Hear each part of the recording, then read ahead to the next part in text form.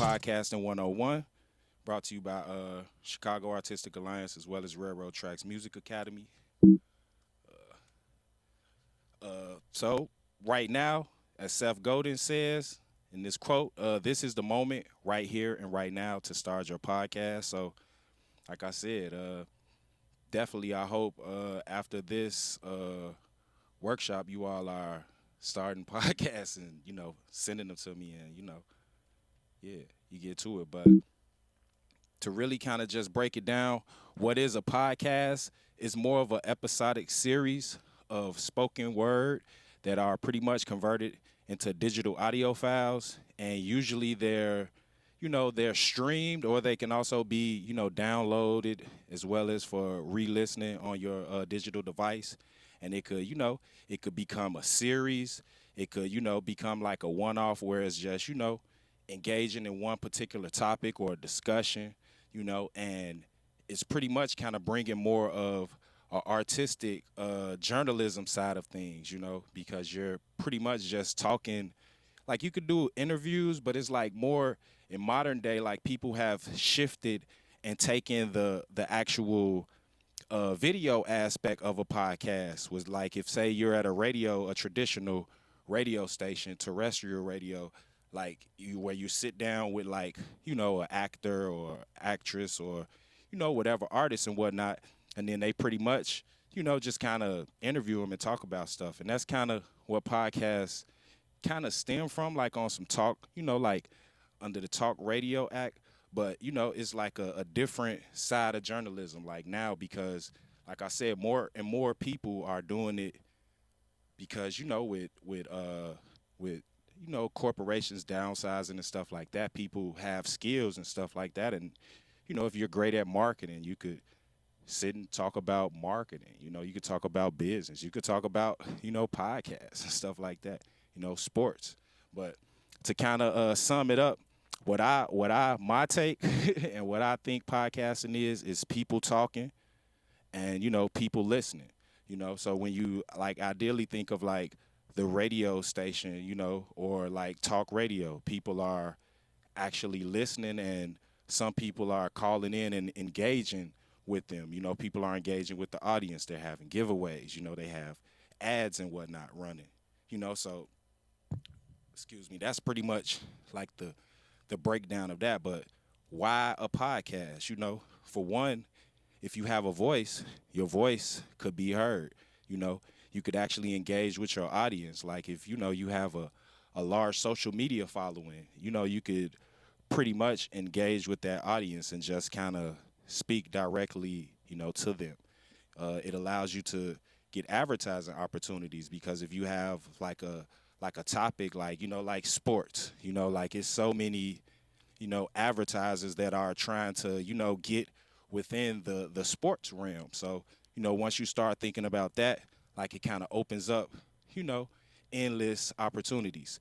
It allows you to connect directly with your followers. So like I said, if you have a huge social media following, you could basically connect directly with your followers by doing a podcast. If they know every Tuesday, at 12 o'clock, you're gonna live stream the podcast, and they'll follow you and check in. Like I said, if you're a subject matter expert, like I said, marketing, if you're a historian, like, if you understand, just a topic so good to whereas you're a subject matter expert, you could pretty much do podcasts and you could basically talk about the podcast from, like, as far as like songwriting and stuff like that, because you could, like the topics and the content is endless. Once you start getting creative with it, it also allows you to grow your subscribers. Like, if you don't have a following, like, you could actually develop a following, because depending on the particular podcast that you're doing is going to create niche.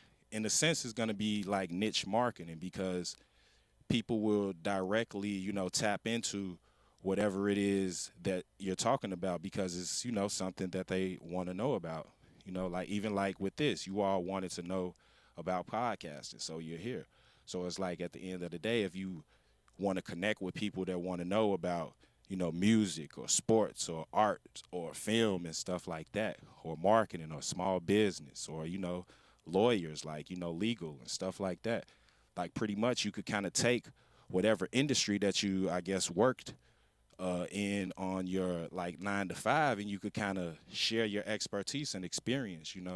Like I know some people do that, like say like loan officers and stuff like that. They're like helping and consulting people to get houses. I'm not sure if they have podcasts, but if you're on the call and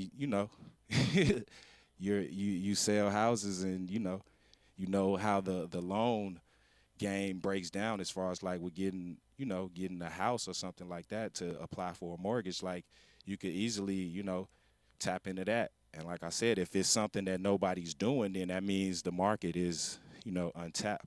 you know Sponsorships, you know those are ideally the main things. Like i have uh I have someone who's in this.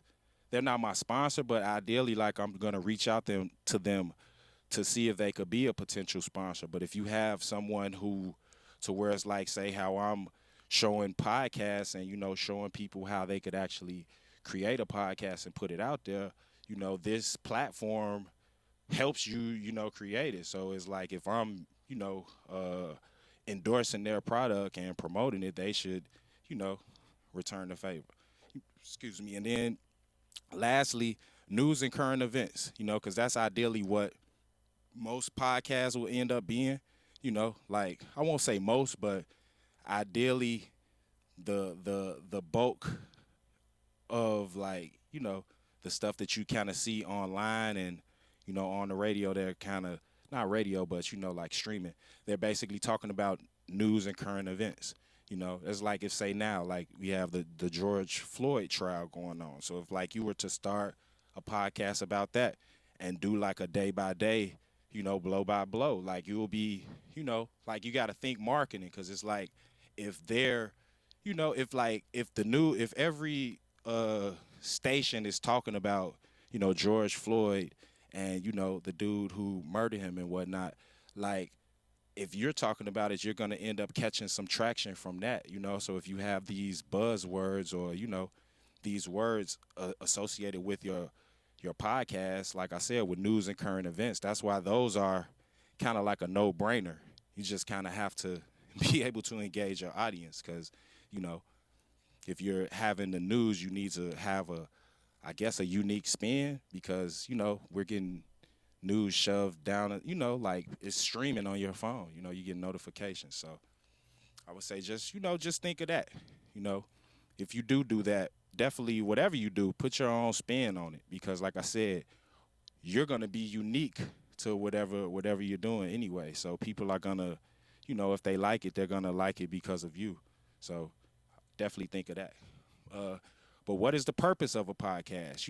It's pretty much a recording of an audio.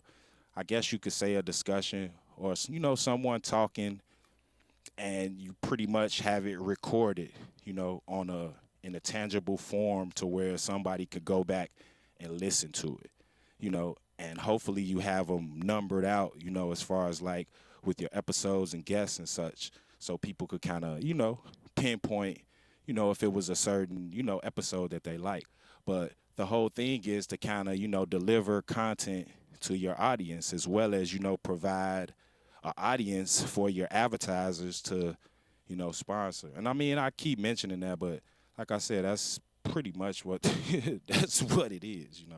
So I definitely want you to keep that in mind. So I'll keep stressing that. But when it all comes down to it, sounds kind of lame, but sharing is caring, because like I said, if you share information with others, it's gonna, connect you to others. It's gonna connect you to like-minded people who, share the same thoughts and feelings, and, they would, want to basically learn more about whatever topic that it is that you're talking about, or, they would engage with you, because it's like now you have a fan, and the more you're engaging with them, the more they're gonna, you have them basically like living on your, like binge listening to your podcast, you know. But the more you do it, you know, as far as like sharing, it clarifies your thinking and it also enhances the subject matter, you know, because it's like a lot of the times, like, you know, when I think about podcasts, you know, when I was preparing this PowerPoint, a lot of the stuff, you know, like I think about, but it wasn't, you know, it wasn't really more so like it was just like second nature, just from kind of coming from an audio background and kind of just dealing with, you know, some of the stuff that you would have to deal with, you know, producing a podcast with as far as like trying to, you know, contain vocals, managing, you know, levels and inserting sound effects and, mixing down the whole project is still, you know, it was kind of the same. So like I said, it kind of helps you understand more of, you know, like I understand podcasts a whole lot more, but like I said, it's more of really pushing what the content is to the next level, you know. So once you understand what it is that you're, you know, I guess what you're selling to the people or the stories that you're selling, you could better sell them, you know. Like so it's kind of dealing with a salesperson. If they got their pitch down, you know, you're gonna be sold. And right now, with technology advancement, your mass is I said your mass, but your reach is global. You know, I should have put global, but you know, I seen someone on here is from England, you know, and someone is from Canada, you know, BC, Canada. So that's what I'm saying. Like, I'm in Chicago, you know, so at the end of the day, the fact that through technology and through, you know, obviously like a podcast, like you could get a listener, or I could have someone tuning in to an actual workshop while I'm here in Chicago. You know, that's amazing, you know. So like when you have the power of technology, you know, you could basically use that to your benefit, you know, because your reach is endless, you know, pretty much. And with social media, that's just a whole nother aspect to look at it because it's turned everyone else into a brand ambassador. So if you have this great podcast or if you even go live, you know, because you could just go live, you know, you could do the podcast form, but you could set up, you know, your phone or your tablet or whatever type of device, computer, whatever, and stream live on there. And you know, now once you have your friends and you know other people coming in, now they're becoming more of brand ambassadors and they're, you know, helping you develop and, you know, build your following even more because now they're telling people like, oh, this you should check such and such podcast out, you know. And like I said, if it's a topic that everybody's, you know, just like I say, like health, you know. So if you're talking about health and pushing that, because everybody wants to be healthy and stay alive, you know. So it's like when you have those topics that are just like, you know, like come on, it's like a no brainer. So when you have that going on, you could just kind of keep that going. So uh as far as like really just thinking of content genres and the industries within podcasts because it's definitely a big connection. So it's like when you kind of think of, I guess, the content genre as far as like, you know, arts or business and, you know, comedy and education, it's like all of these have multiple, you know, like arts can consist of, you know, like, you know, I mean, I could break all of them, but you know, like just say music, film, and you know, just say graphic design, and you know, like 2D or 3D art. But it's like just say, you know, business, small business, you know, comedy, you know, whether it's, you know, TV shows or like stand up.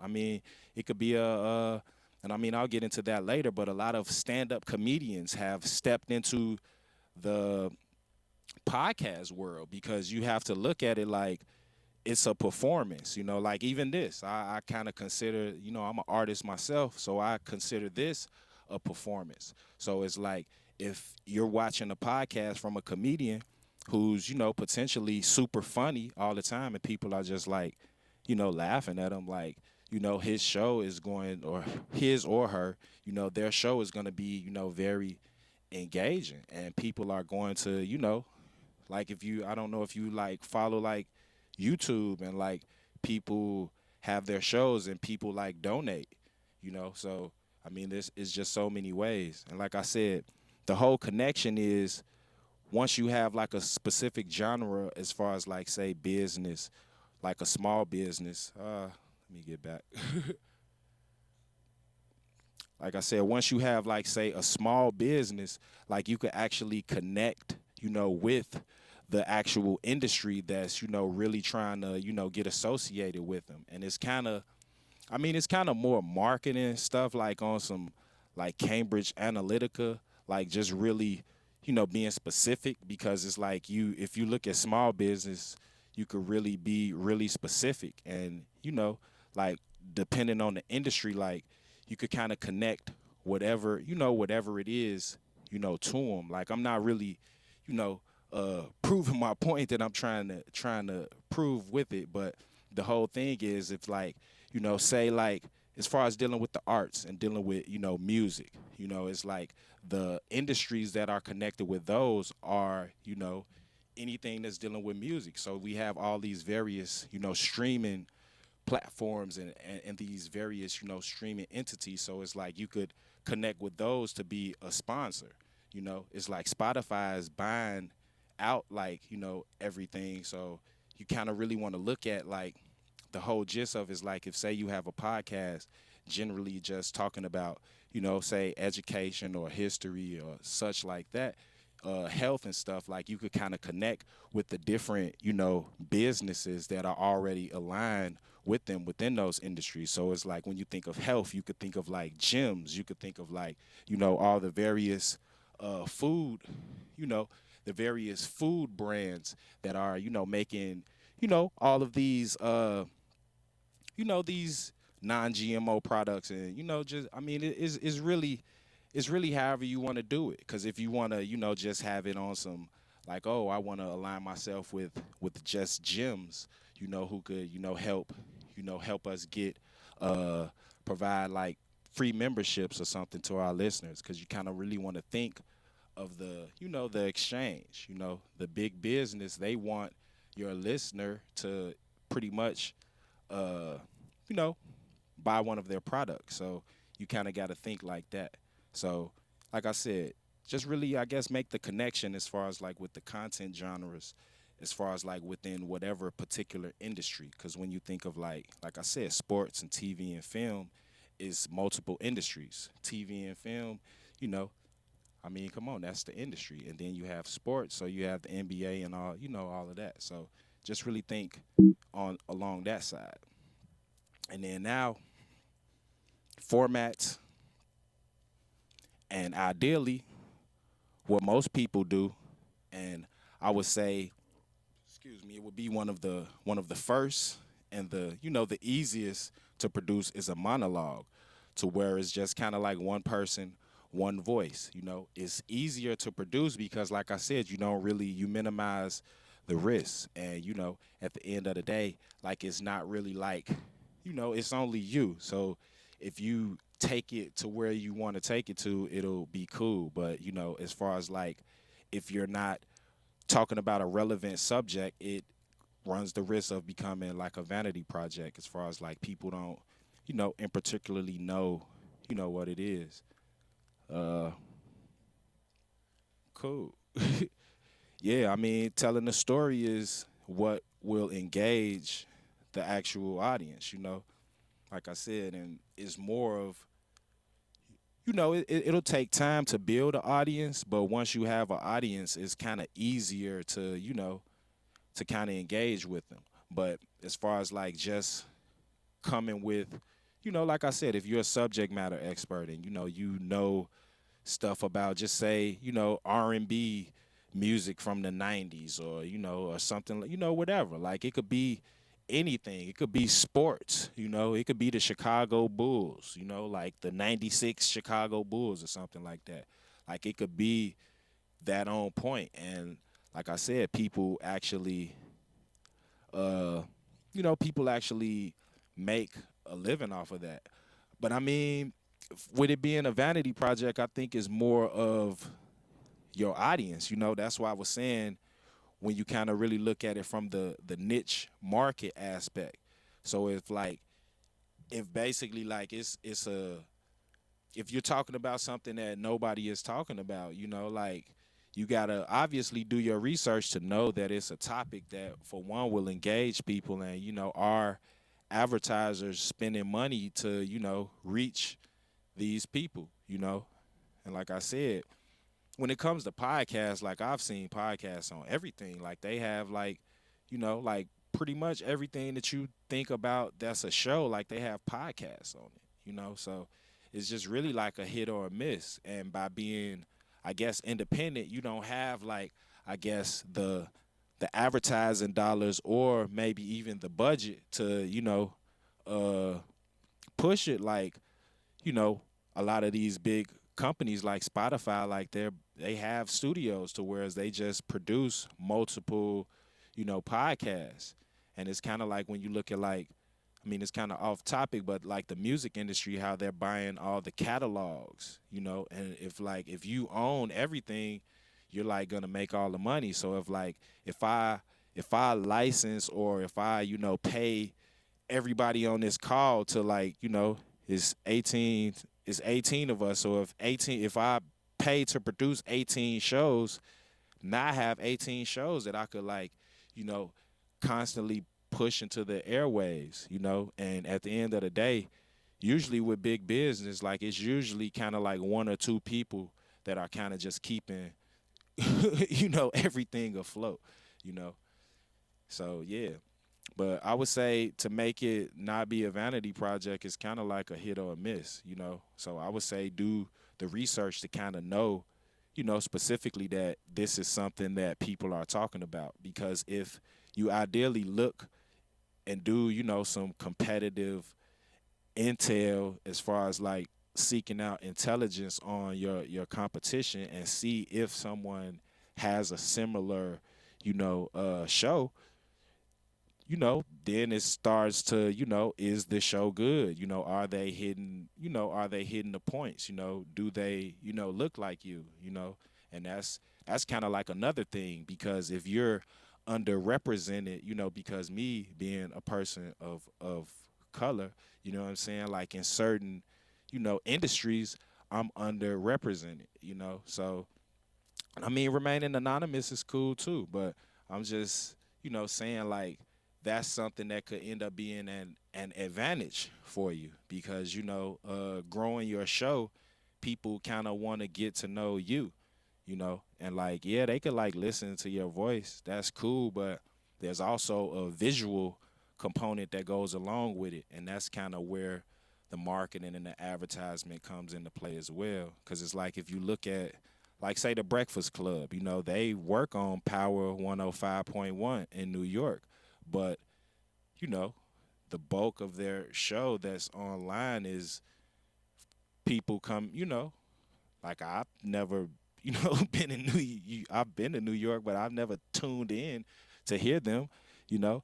Like when I think of them, I think of YouTube videos, So I'm not like going to like check them on like a podcast, but it's like that's more I guess from an entertainment aspect of it, but it's really more of what you want, as far as like you talking about, Amani, to answer your question, like how if you're talking about, your personal life and, stuff that you have going on, that's, you know, that'll actually, it'll obviously help you make it, you know, better and more, you could kind of be yourself because you obviously would, you want to remain anonymous, you know.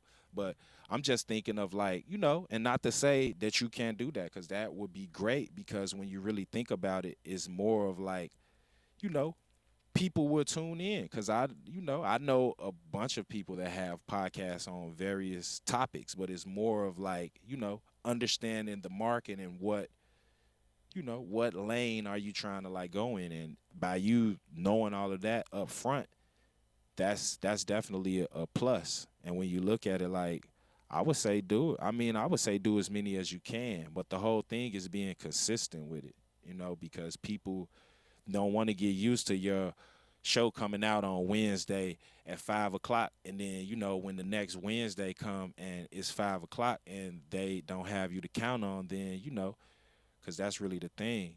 It kind of help with more of reliability, and then it just kind of keep going through these questions. Yeah, definitely. Was Maria Bonner was saying that that could be entertaining and actually depending on the delivery, and I feel that as well. And like I said, remaining anonymous, that could be that could be a dope aspect of the show because you have that, you still have that like they don't know who you are, so it's kind of like okay, you could kind of play off of that as well, and then. So yeah, the Jane Doe show. That's dope. You know what Jane Doe is. Yeah, but you just don't want to, connect them. And I mean, obviously it's people, doing that stuff. All you really have to do is understand, the internet and, if you don't create, I guess, a visual aspect of it, then, your face wouldn't physically be on it, you know. And that's really kind of the breakdown, you know. And I guess to kind of go to the next one. So dialogue, which is obviously what a lot of people do, you know. Yeah, totally. That's super dope. But dialogue is two or more voices, and like I said, it's really something that like obviously I have experience with from just recording in the studio and just being able to have to manage multiple voices and instruments and you know everything. But either way, it's gonna increase the noise. You know what I'm saying? As far as like that's really where you know the production value starts to come into play, because like I said, you might need two mics, and then just looking at these mics, them look like the two Neumanns. Yeah, just looking at those two mics, you would need pretty much like a decent, you know, like a decent mic to kind of pick them up, and obviously you would need two of the same mics as well. Like I really didn't try to stress that, but as long as they are similar, because like I said, you don't want to you talk and then the other person is either loud or lower. Like you would want everything kind of the same, and everybody's voice isn't the same, so you would kind of have to balance them out as well.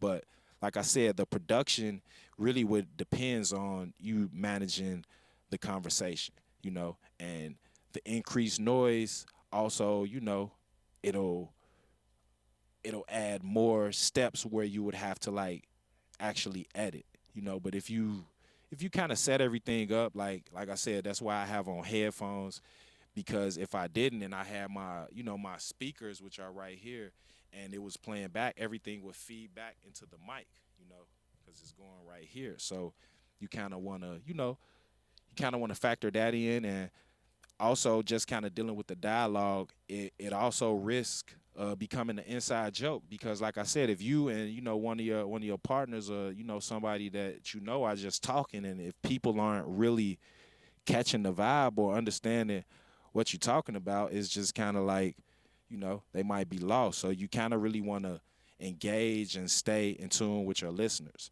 you know. So to kind of bring us to the next one, magazine.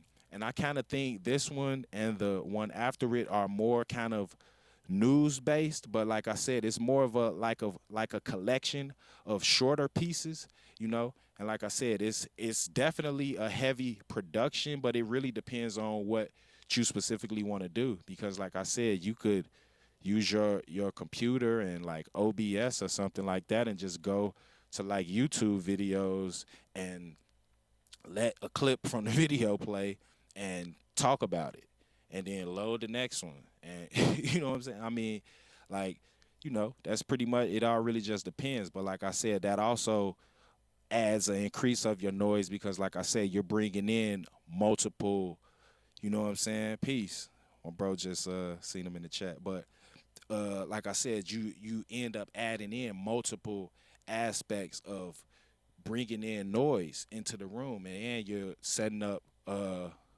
more instances where you will have to edit because, like I said, YouTube, like say you doing it live and like YouTube pop up a ad, you know, for real. So you're gonna have to cut that out, and then the volume for whatever you're loading might be, So it's just like some of the things that you want to factor in. Like it definitely could be a disorganized mess, but if you know and understand everything beforehand, like you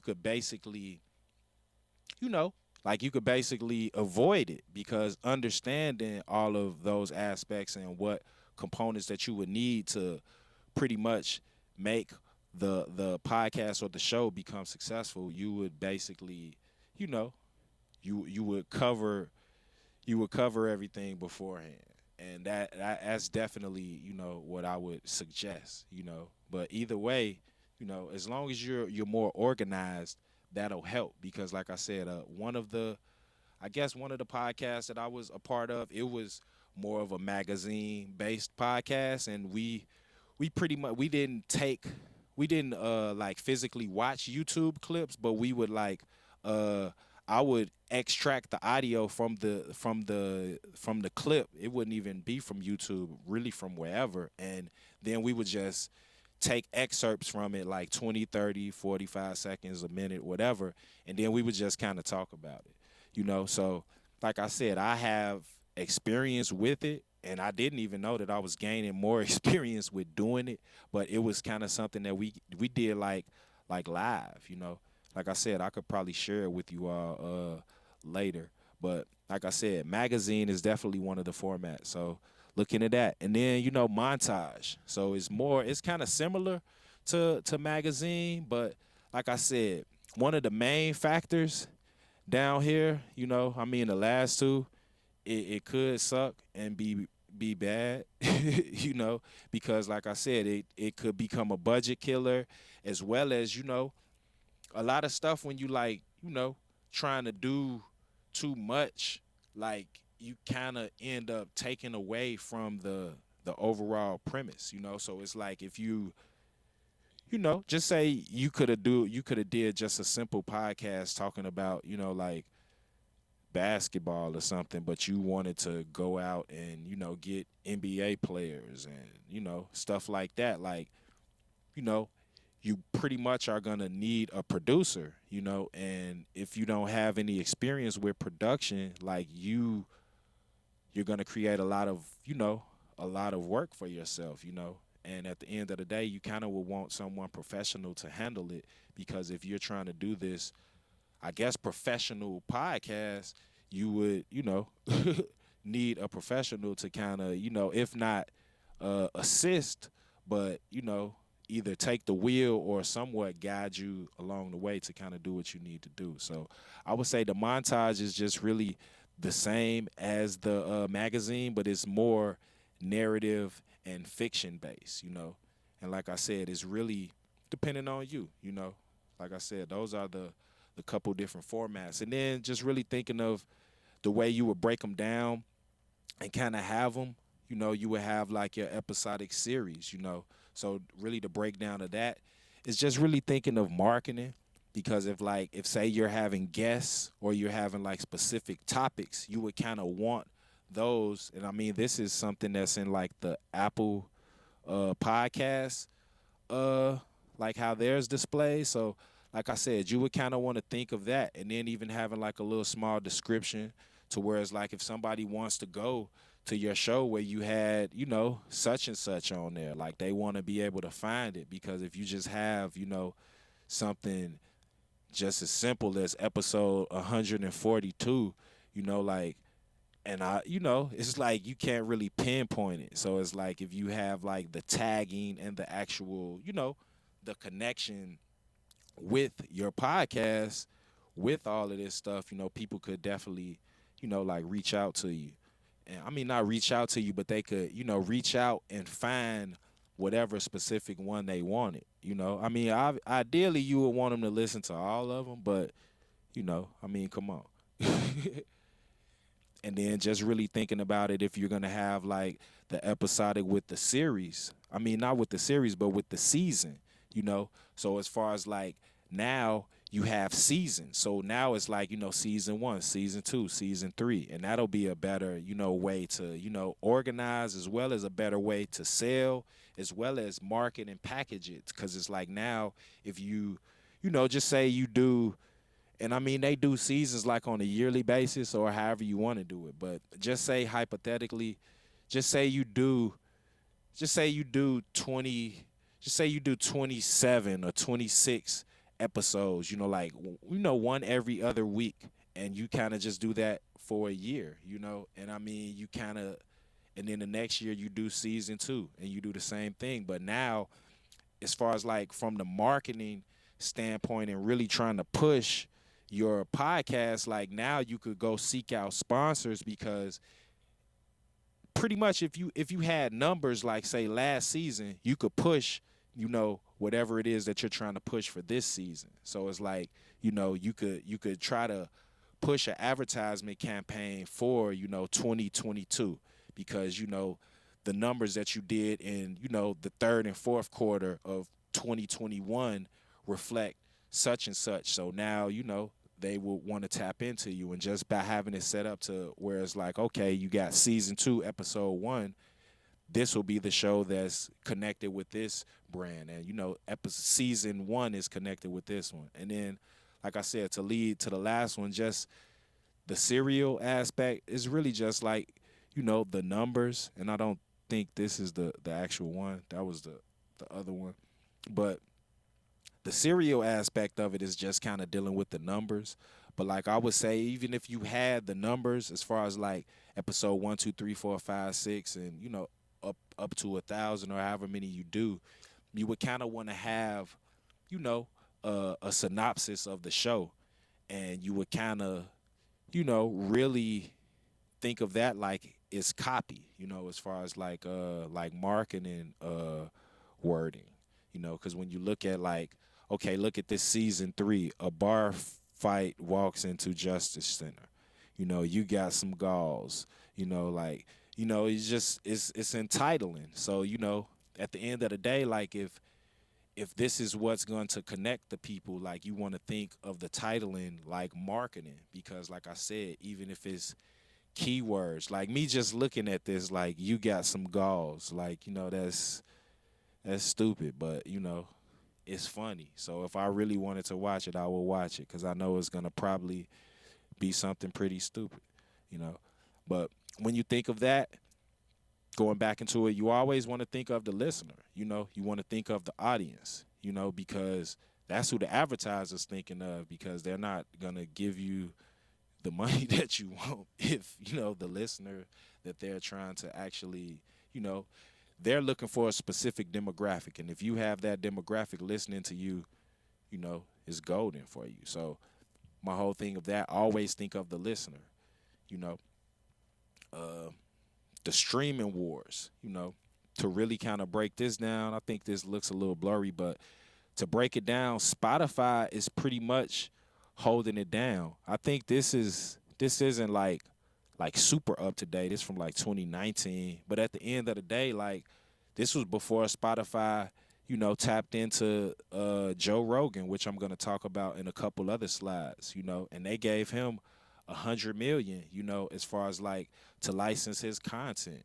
So I mean they've pretty much they've been trying to scale up and corner the market, because like I said, they're already tapped into the music streaming uh platform, as far as like people, they're one of the top, music streamers, like Apple Music, Tidal, Spotify and whatnot, but Amazon as well. But it's like when it comes to the podcast, like they really up their game as far as like creating their own Spotify studios. And I mean, they already had Spotify studios, but they've enhanced and invested more money into creating and producing more content, because the content that you create, what you got to understand is intellectual property as well. So if you create a podcast, meaning you, whoever the person is on here singularly, then you'll own the rights to it. So if you sign like a copyright, and now your material is copywritten, you could actually license it out to a Spotify or Apple Music or Amazon Music. And the whole name of the game now is exclusivity because, like I said, Joe Rogan made his name on YouTube, but I mean, he made his name outside of YouTube, but his following kind of came from YouTube, and most of his brand recognition came from his following from YouTube. So when you kind of look at, that he kind of leveraged all of that to get them to, pay him 100 million, But let me get into this. But as far as like the global music streaming paid subscriptions by brand share, like it says Spotify is 35%, Apple Music is at 19%, Amazon is at 15%. You see YouTube at 6%, and they have 14% of others, and then I never even heard of them, but like they have this other company that's taking up 11%. So when you really when you really think about it, like with Spotify holding down, you know, pretty much a third of the market share, as far as like with the paid subscriptions, I mean, yeah, that's pretty much who you should be trying to tap into, So like I said, even being an independent, like they have like little independent production like deals that they do with people. But I mean, you obviously, it's definitely competitive, but like I said, with everybody streaming and everybody trying to, have you on their platform, listening or, basically consuming their products, when you look at it, the whole thing is they're all trying to create content to get users, I mean to get listeners to, come in. So if you could create content, these are potentially your customers because like I said, they could put you on the next level and help get your listenership to where it needs to be, you know. And then I guess that leads us to Apple versus Spotify, you know. And Spotify, this is kind of old, but like I said, Spotify has what, close to 300 million monthly listeners. So with that being said, like, you know, that's the place that you need to be. Like seriously. If they have 300 million monthly listeners, and you have you basically could be in their algorithm to where it's like somebody might pop up and listen to your podcast, like, I would definitely, tap into them. And like I said, when I show you the software that you could, use to put out your podcast, like it's gonna put it on Spotify, it's gonna put it on Apple Music. And like I said, let me get to that and I could kind of show you. But these are just like kind of some numbers as far as like as far as like their expected revenue increase, you know, despite COVID, they still actually made a lot of money. And I'm not gonna go into all the numbers, but the reality is, excuse me, this is where the money is at, and if you want to make a podcast, like I'm gonna keep stressing that you want to think about advertising because it's like if you sitting in your car and you listening to the radio, a commercial is playing. If you watching TV, a commercial is playing. Those people pay for those ads to be there. So if they listen to you, that's like if I was doing this podcast and the commercial just stopped, and even if you on YouTube. So that's what I'm saying. Just think like that.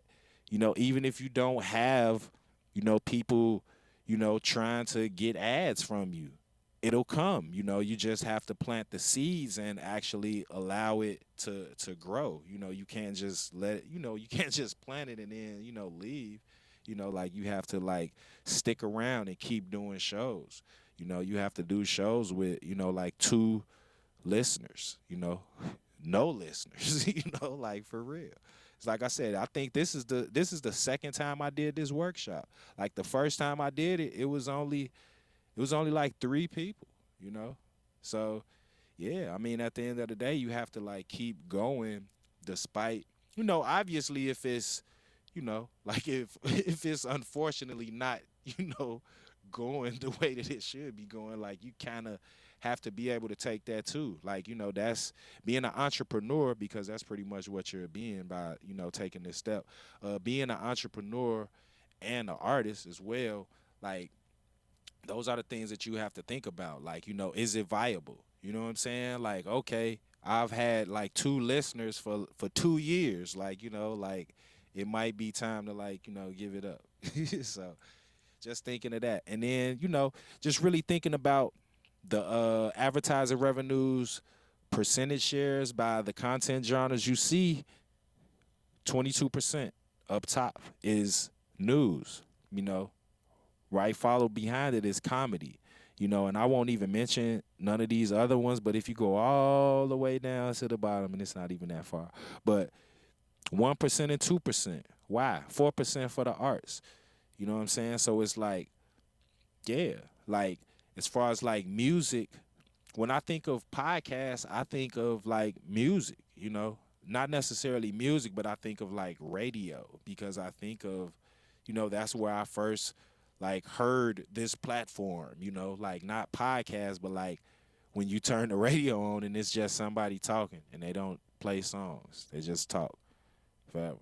So it's like, I feel the music industry as well as the TV and film industries have, they definitely have not taken advantage of this, because like I said, this is their lane, So music shouldn't be at at 1%. And then you have stuff like true crime and business, and this is kind of what I was getting at when I had the other slide up, talking about the industries that are connected to, these actual content genres. Like this is how they get paid, Amani, like you were talking about, I mean your joint would be anonymous, but when you think about it, like, you could kind of it's something that you could like maybe some type of culture or something. I don't know, because it's like it's talking about dating. But like I said, it's ways that you could like tap into this, because like I said, there, because it's like if say you're a young lady, you know what I'm saying, and it's people that you're gonna be tapping into people that are probably your age, or maybe I don't know, but it's like you're gonna be tapping into a specific demographic of people, and the whole thing is these advertisers, they want them too. You know what I'm saying? Like that's the whole thing. Like you got to think of the products that they want. Not necessarily like if you're gonna be selling like masks and T-shirts or nothing like that. No, I'm thinking like like it's like if say you watching the news and like they have like a Folgers, coffee commercial. I mean I don't drink coffee, but I know that's more of like a older person's coffee. More younger people are drinking like Starbucks and stuff like that. You know what I'm saying? So it's like when you really think about it, that's kind of how you want to think, like just really connecting a product with them. You know what I'm saying? Yeah, see? Yeah, like girl talk. You know what I'm saying? Like there, come on, that's it. Like that's a super huge market. Don't say urban. That just push it like over the edge, you know. But totally. So like to really kind of go, back into like Joe Rogan, even though I just was talking about him. And if you don't know about him, he's definitely worth a Google. He was a comedian. I mean, he still is a comedian, but right now he signed a multi-year deal. I think it was for 3 or 5 years. Don't quote me. I mean, you could look this up. But the whole thing is they paid him $100 million to talk. To talk, right? I mean, it ain't just to talk. They paid him to, they're actually licensing his catalog that he had, but he's just interviewing people, and he's interviewed a lot of people, Like I said, he's definitely worth a Google, like look him up. He's been on Chappelle's show and, I mean, he's done a lot, you know. Not like he's not like a comedian that I would be like, yeah, like nah, but I know who he is. But I'm just saying, at the end of the day, they gave him $100 million contract, a multi-year deal, just to talk. How I'm talking to you all right now, you know. And I mean, he's probably not talking like this, but I'm just saying, like, Just saying, you can do the math.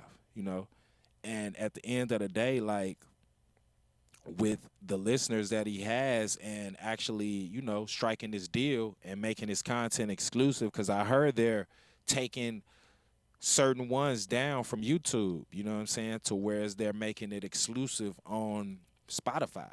So the whole thing with all of this is exclusive it I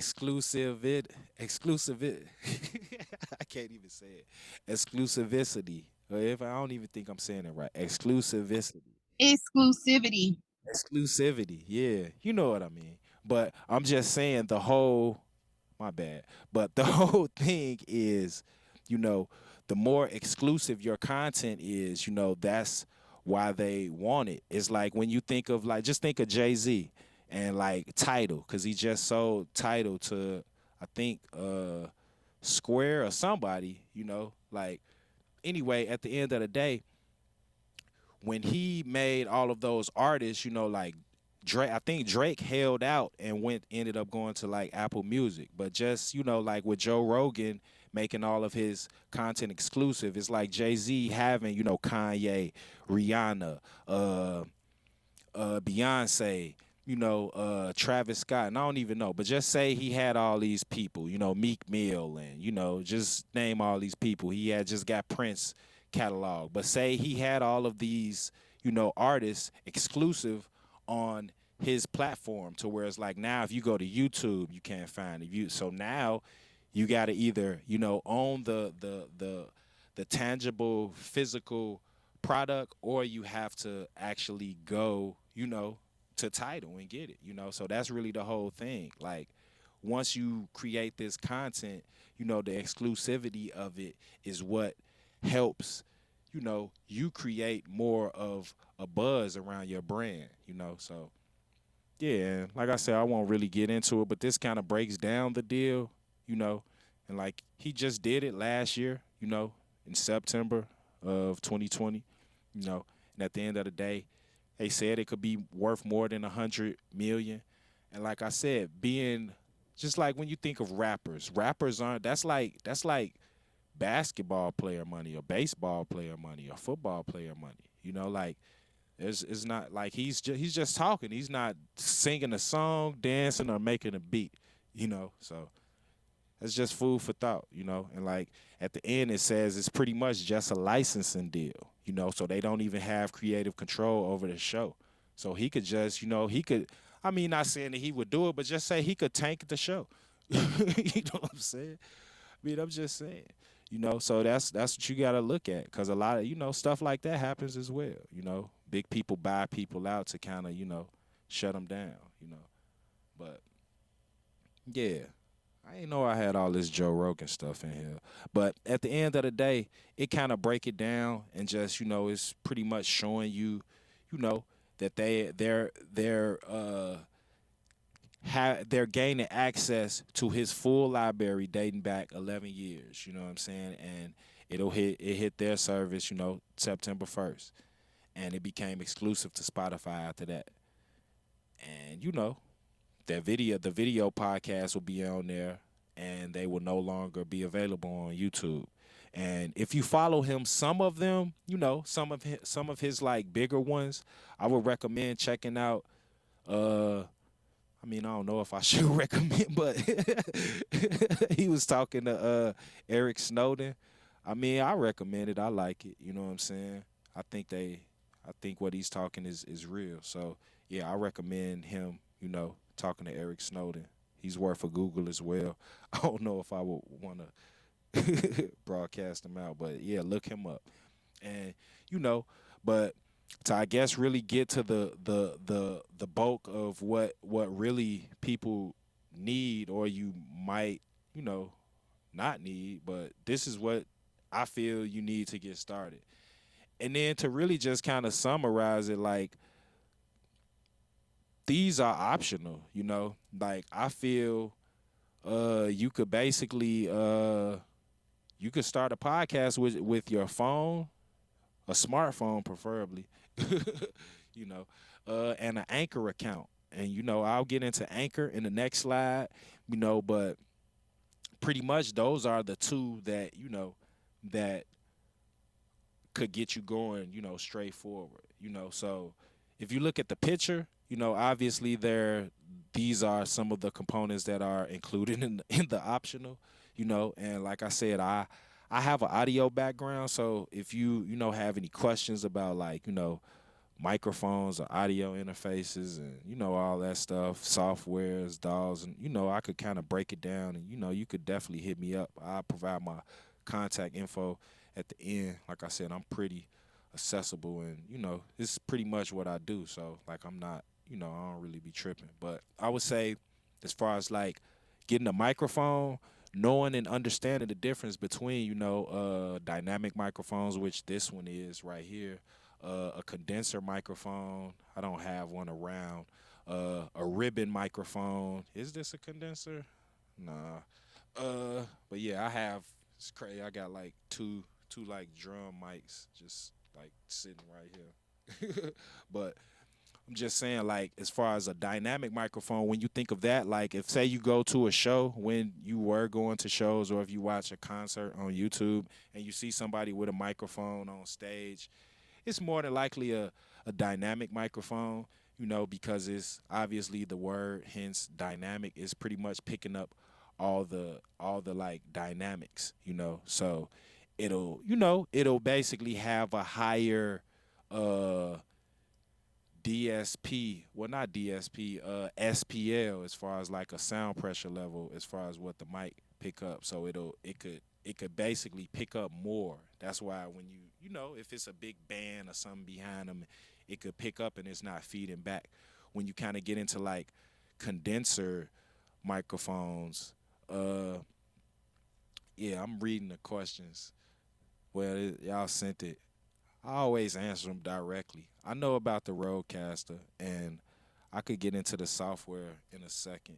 But yeah, it's really just more so like just really knowing specifically what it is you need to do. Like I said, like I was saying, dynamic mics, ribbon mics, condenser microphones, tube micro. I mean, it's multiples, but for this, I would just say like a basic dynamic microphone, or a condenser. It really depends on your budget. Cause like I said, you could kind of get real crazy with it, but if you don't have the funds, I would just do it on my phone or on a computer, But if you gonna have more than one person, you know, the computer isn't gonna, like it'll sound straight, but then you would need a DAW to actually, boost those levels up, because you might need to, like gain each one of them, and then you would ideally want them on separate, separate channels. But to kind of just keep going through this and just answer these questions, like I said, that was the microphone, the computer. Pretty much any computer will kind of do, but it's really more so, like whatever it is that you specifically are trying to do, Like I said, if you're dealing with just the aspect of you just want to just talk on it and you're not trying to do like nothing extra, like you don't want music behind it or sound effects or, like you could just get something basic. But for the most part, just a basic computer that hopefully has like a dual or quad core processor will work. A mixer and an audio interface, preferably, both, depending on how in depth and how deep you're trying to do it. Valerie says she has a Rodecaster Pro. I never used it, but I know what it is, and it's definitely everything that you need to plug directly up to the computer. Like to set it up, all you really have to do is just, plug it up. I think it records directly on it. So once you USB it to your computer, it has the audio interface in it, and I'm quite sure it comes with some type of DAW, which is on the thing is optional, the digital audio workstation, which will allow you to see the tracks, because like I said, I think that one comes with 6 channels, as well as it also has like a y'all could look that up, the Rodecaster Pro, but like I said, it comes with like 6 channels. I think it has 6 mic pre's. I'm not 100% sure, but I know that all six of those would end up interacting with whatever software that you have in your computer. So you could just kind of, if say you only have two mics and you're interviewing two people, you could kind of, have your mic on mic line one and mic line two, and you would just, arm both of those tracks in whatever, software you're using and just record from there. And it's more of just, kind of editing, you know, kind of clipping out the beginning, all the space from before you record and all the space after. And if it's like any gaps or, places where you like messed up or something that you kind of want to just cut out. And that's just kind of more editing stuff.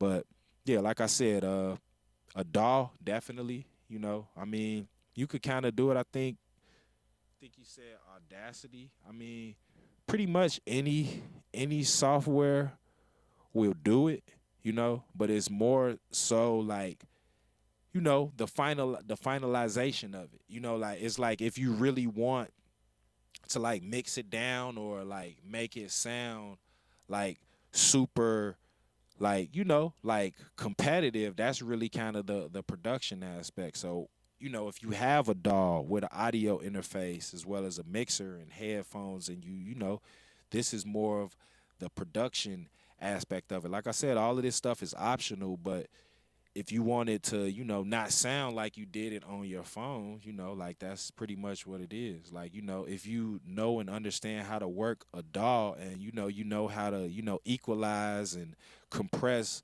vocals and put like reverb on it to make it, reverb is a room effect. So you could put an effect on it to make it sound like you didn't do it, like say you did it at the crib or something. Like you could enhance and embellish it with effects, but you would need to know and understand that. So, like I said, having studio monitors will obviously enhance that because you could hear it better, and having, microphone cables, stands, and boom arms, as far as like that's what this is, and the cords that are actually going to this mixer. This looks like a 4-channel Mackie mixer, But like I said, something as simple as this with like a little interface, in between to kind of just communicate the audio to the actual, to communicate the audio to the computer. That's pretty much it. And then to kind of just go to the next one, you know. Uh, yeah, I could help you out with that, Valerie.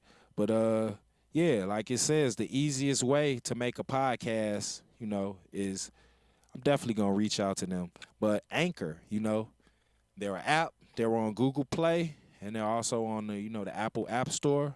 And if you haven't uh created a podcast with them, I would suggest you do it because it's pretty much an all-in-one solution as far as like everything you need is right there. Like you don't need none of this stuff that I just said, on the other one. Like you could just have your phone or a tablet and an Anchor account, and you could literally like record straight into your phone, and they provide you with they have license. Basically, they have license free and royalty free, like music samples that you could use, and pretty much I would definitely recommend messing with them because, like I said, it's free. And I think, I know because somebody told me when I did the podcast on it last time. I mean, when I did the workshop on this last time, Spotify actually owns them, So that's why they are, free because they pretty much, they're an all-in-one platform which allows you to create, distribute, and monetize your podcast from any device for free, And I mean, going back to what I was saying, that's how they really, they really can do it because they need content, Like people don't really understand that, and like one of my teachers told me this, and I really didn't understand it until like, after a while. But he was saying like all the record labels, and I mean, like I say, I'm a creator myself as far as like, I'm an artist, as well as a musician. So like at the end of the day, like he was saying, like I'm an engineer as well, but he was saying like the fact that we create stuff, like as far as like, say an artist comes in and, they want us to help polish, this diamond in the rough that they had into something. And he was saying that all of these execs who run all these companies like the Universals, the Sonys, the Time Warners, and all of that, they can't do that. All they could do is, distribute it to the masses, and or they could, make the call to say like, yeah, sign it, pick his podcast up, or so at the end of the day, like the fact that you're in a position where you could create your own intellectual property for one, as well as take ownership on it, you know, like I mean, it's like a great time, like I said, and you could do it all from the comfort of your phone, or whatever device you have, and it's no guarantee that it's gonna be going on forever. So I would just say, tap into it, and if you haven't heard of them, check them out. You know, uh, like I said, it's 100% free hosting as well as distribution. Excuse me. As well as you get paid for real. Like I don't know what we got paid, but it was always some money every time I looked on. It wasn't a lot, you know, but at the end of the day, like when you really look at it, like this is, I would say, the easiest thing. It's like if say you just get on your phone, download it, and start talking, and your podcast will be on Apple, Spotify, all of them, and like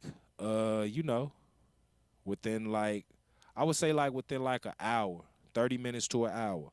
You know, you get straightforward analytics. Like I said, they'll connect you with, songs. So you could get license free music to where it's like you don't have to get a license, and you're not paying royalties to use the music. And it'll help enhance your show. And that's adding more of a production value to it. So, and just to kind of show you, like, these are the actual uh this was like from one of the shows that I did, and like as you see, it's Anchor, is something called Breaker, Google Podcasts, Apple Podcasts, Overcast, Pocket Cast, Radio Public, as well as Spotify.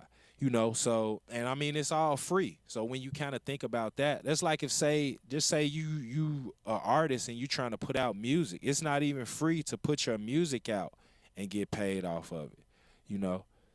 So, and I mean, obviously, like usually if something is free, you usually are the product, like they're usually, using you to try to, repurpose and sell some stuff to you as well. So, I mean, you all have Gmail, so I'm quite sure you all are familiar with this. But I'm just saying, at the end of the day, like that's really how you want to think. Like, not to say you have to deal with them forever, but you could, set up the relationship with them and, basically work with them to get your following. And, once you have your following, you could kind of do whatever it is that you want, So, yeah, I would say that's kind of it for my spiel. I don't know if you all have any questions. I have a few questions up my in the chat. I don't know if I answered them, but yeah, like I said, if y'all have any questions, y'all could definitely feel free to unmute yourself and chime in, because that's pretty much it. I have a question. It's Valerie.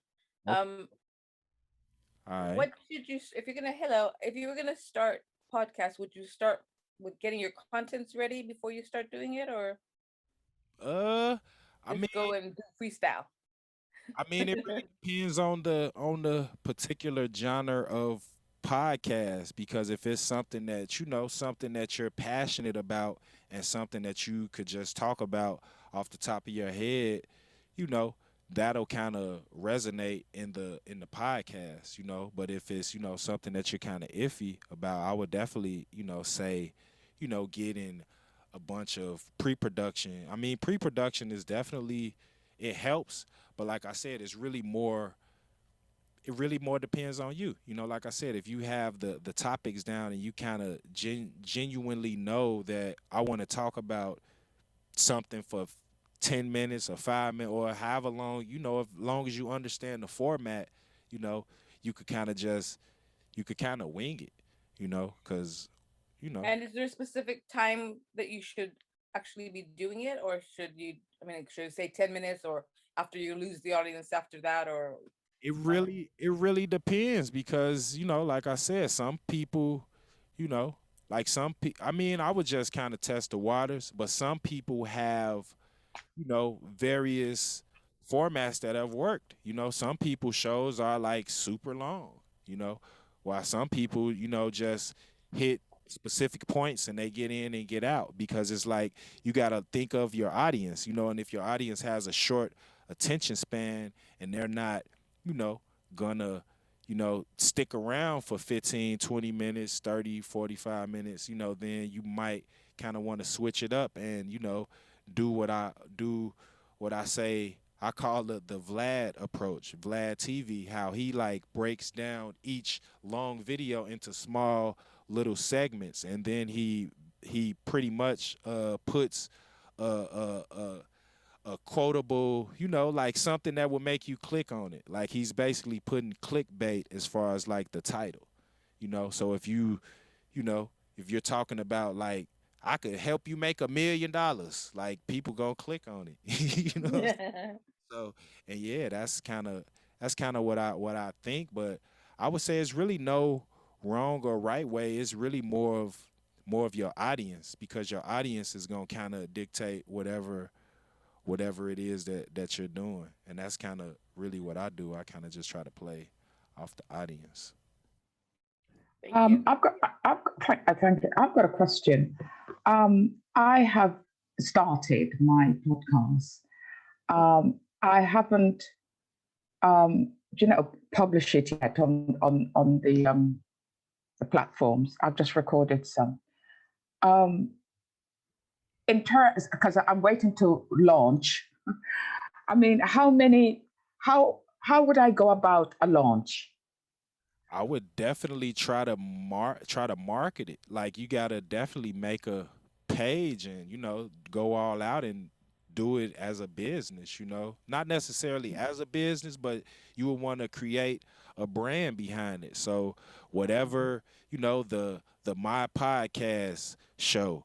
And you would have that would be your Instagram and your Facebook, and you know, and you would kind of Mm, you know use those uh platforms to pretty much gain followers because the one great thing about Facebook and Instagram, once you create a business page, it'll mm, actually provide you with the insights that you know that you could kind of see, you know, more and more people where they're coming from and stuff like that. So when you have that, you could start seeing, you know, the demographics of the listeners, and then you could like start targeting them in those groups, and okay. you kind of Yeah. wouldn't really want to do it from your personal page, you know. I Mm, mm, mean, mm, but I would say to really brand it and really, you know, really launch it, you know, like you could mm, kinda just do a whole out campaign on it to where it's like now you're reintroducing, you know, this podcast to people, you know,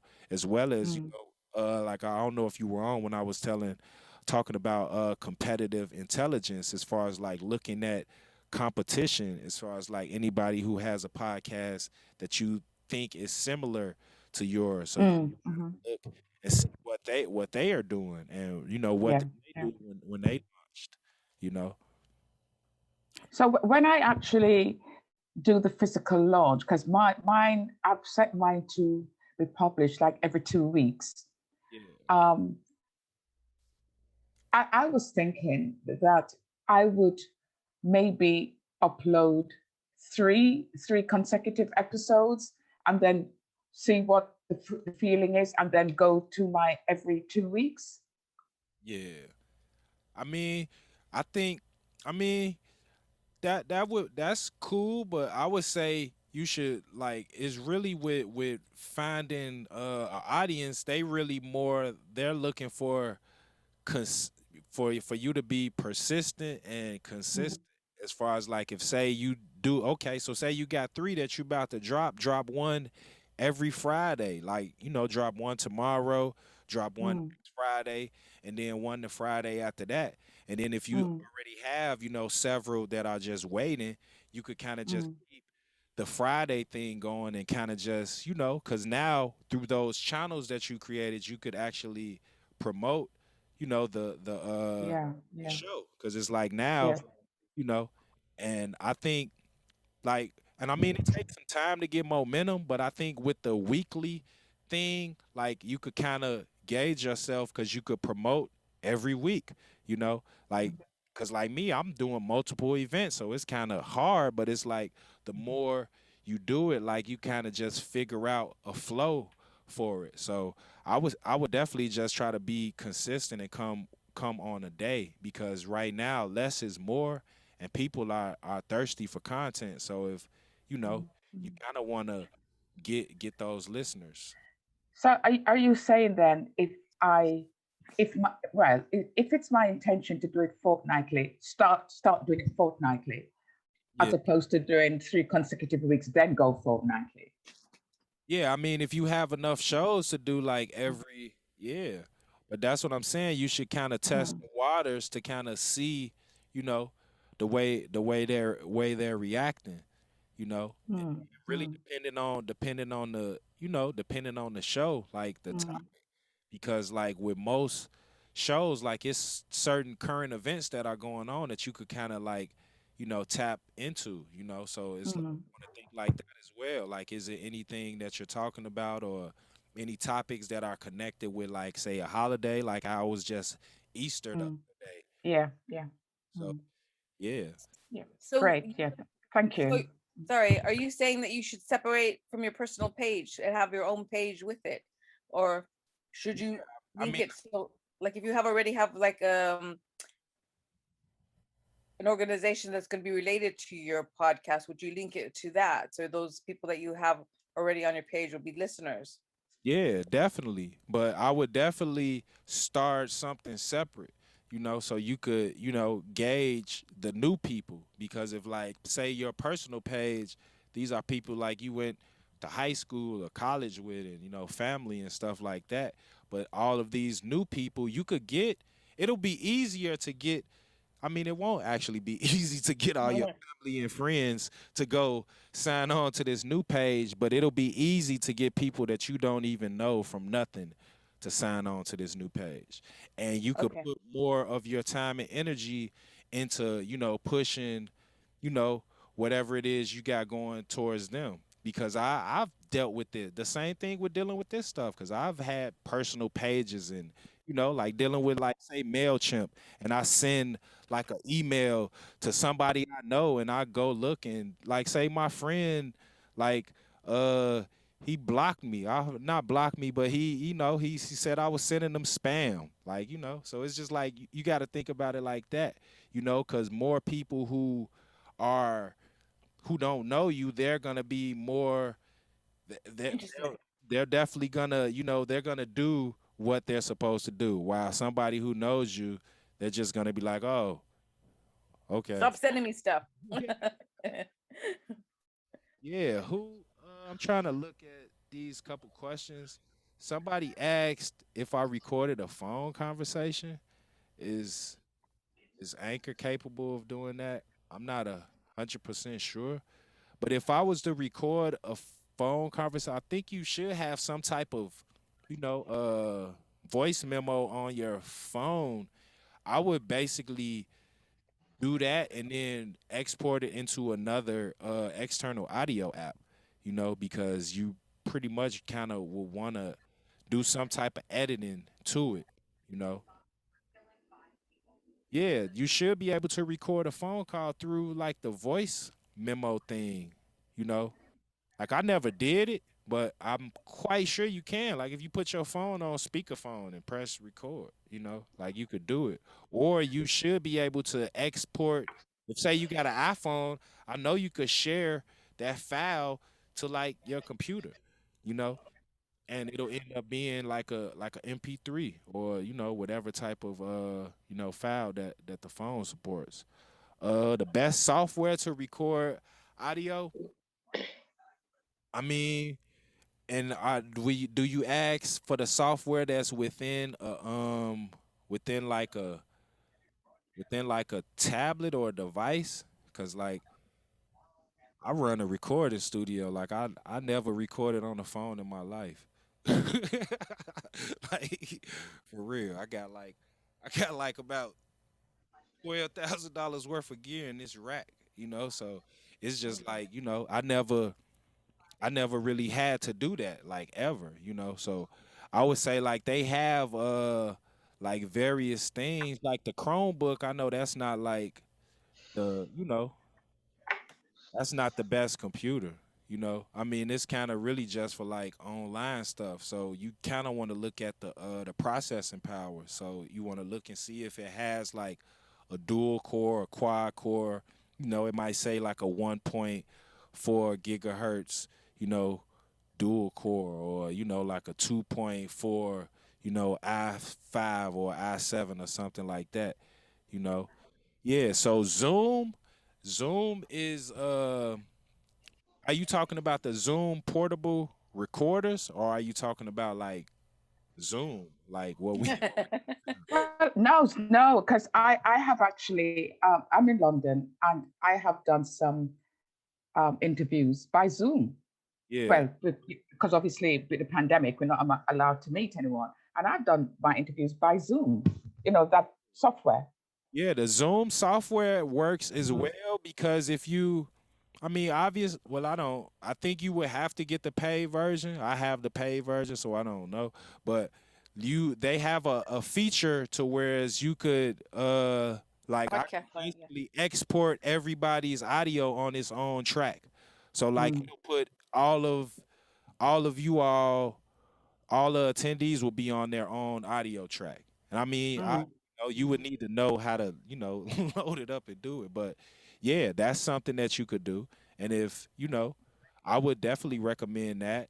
Uh, like I said, it's really dependent on your system. So you would need, headphones, obviously, so you don't have the feedback. Because if I cut my headphone, I mean my main speakers up, I mean it's not gonna be too loud because this is not a mic that's that like the dynamic mics don't feed back like that. But if you have it loud enough, it will. But when you kind of just think of just really the recording, you just really want to get the best possible recording. So I would say, yeah, just try to have on Hey, headphones if you do it through Zoom. hey, Wesley, I had a question because I got to get back to work real quick, bro. I know you said you was gonna drop your contact information. We needed to reach you and ask you any further questions concerning like audio. You Yeah. mind dropping it so we can get it? Yeah, I'll put it in the chat, and I ain't even get to the slide. Let me go through my because I gotta shout out my sponsors before we before we get to this. But yeah, and I'm gonna answer y'all questions. But so this my contact info right here. I don't know if y'all see that. Are we going to get a link? Are we going to get a copy of the recording? Yeah, I'm gonna send out the recording as well as the slides as well. But let me tell y'all this because this is why this is possible. But Chicago Artistic Alliance is one of the sponsors of this event, and you can find out more information about them at chicagoartisticalliance.org. And Chicago Artistic Alliance mission is to deliver arts awareness in urban communities, and the target focus groups are low to moderate income youth ages 10 to 18, and we offer workshops such as these. We provide mentoring, youth outreach, as well as DIY training. This concept is to help them to develop a professional portfolio as well as work with professionals in the industry along with their peers. Chicago Artistic Alliance and me personally is passionate about this task because these programs help create a positive environment of expression and an outlet for discovery. And yeah, like I said, you can find out more about them at chicagoartisticalliance.org, as well as Railroad Tracks Music Academy. You can find out more about them at railroadtracksmusicacademy.org, and their mission is to raise the standards of musicianship and entrepreneurship in urban communities. And we also provide professional development and higher music education. Our target focus group is low to moderate income level areas, and we offer mentoring, workshops, DIY training, as well as workforce development. And we also prioritize those who are underprivileged and underserved. And like I said, none of these programs would be possible without, y'all support. So thank you all for, coming. And like I said, this is my contact info, and you could definitely reach out. I'm finna get back to y'all questions, but yeah, I definitely just wanted to shout that out. You know what I'm saying? And, like I said, we have a bunch of different, workshops that we do, mainly kind of dealing with like music production, like recording and stuff like that, songwriting, podcasting. So definitely check us out. Like I said, if y'all have any questions, definitely feel free to hit me up. Who? Wesley, I work with young people here, and I'm based in London as well. So maybe when there is no pandemic, or we get back to semi-normal, or maybe even through Zoom, we can get the young people to link up together and do a project. Yeah, definitely. That's definitely something I would be interested in. Anything to, enhance and encourage and inspire the next generation. Because, like I said, Definitely. I didn't have a lot of people inspiring me to do positive things, and Well, I run a cheerleading group here in London, and a lot of before the pandemic, a lot of my cheerleaders who've gone on to university and are in full-time employment, and they still come back to me and consider me like their second mom. So I'm all about giving the younger generation, because they are the future, and looking towards supporting them in achieving their goals. totally, most definitely, yeah. Well, you got my contact info, but yeah, let me try Definitely. to answer these last questions. Sherry, did I answer your question? You were asking about GarageBand. I don't know if you still there. I see you on there, but yeah. So GarageBand, I would say. I mean, I don't use it, but I definitely know, what it is. I was I would recommend Logic, but GarageBand obviously comes with every Mac computer, so you probably already have it.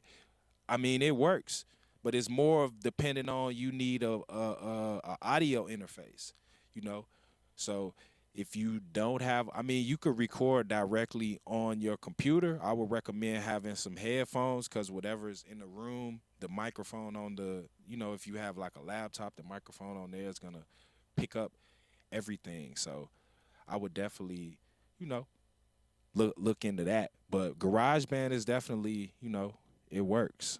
Uh, I mean, you could do it for a phone interview. I mean, they have like, not to mention Vlad again, but like I know he was the first person that I seen, because like at my other studio we had they basically filmed one of his a episode from one of his interviews there, and I seen they had like a little thing that went into the phone. It was like a microphone. It wasn't a microphone, but it was like a audio output from your phone that was synced to go into the camera.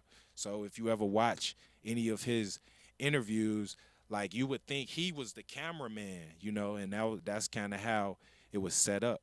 So like I said, I'm quite sure it's some type of device. I mean, I could do a little research and get back to you, but I don't know off back as far as like, that. But like I was saying earlier, as far as like just recording directly from your phone, like if you put your phone on speakerphone and you have the voice memo app up, you could record in it. And I mean, they have a microphone. I know Dolby has an app, Dolby, like Dolby, and it's pretty, it's pretty straightforward, you know. So yeah, I would check that out as well. Like Dolby. Dolby's they have a microphone app. And with technology, like it's so much it's literally like so much stuff. So like I would definitely just kind of look into a couple of different, just alternatives, because it's like I said, it's a immense, like, technology is not stopping. So if you kind of just really think about it, whatever it is that you think you need, like, it's something that could do it, and it's probably an app for it. Let me try to get through these questions. I don't know if I got through 'em, but yeah, I think I did. I don't know. Do y'all have any more questions? I would definitely recommend Anchor, and yeah.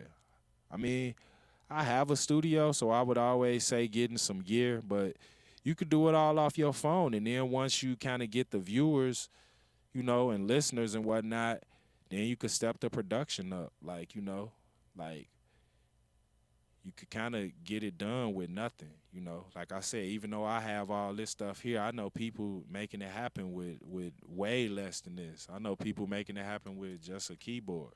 I know people making it happen with just a laptop, So it's all really just depending on what specifically that what goal you're trying to reach. And, once you could kind of set it up and, really reach out to it, you could really get it popping. Wesley, I'm going to say thank you. And I'll probably see you at the next podcast, but it's 11:30 here at night in London. So I will speak to you. Well, more than likely, I think I've registered for the next podcast that you're doing next session. Okay. So have a good evening and Thank keep you. in touch. Yeah. You do the same. Yeah. Thank you. Nice. Thank you so much. Yeah. Thank you. Yeah, I think I'm in the same position as Valerie. It's nearly 11:40 bedtime here in London. So just want to say thank you very much, and I really enjoyed the session and look forward to more. Yeah, Cool. Thank you. Thanks for. thank you.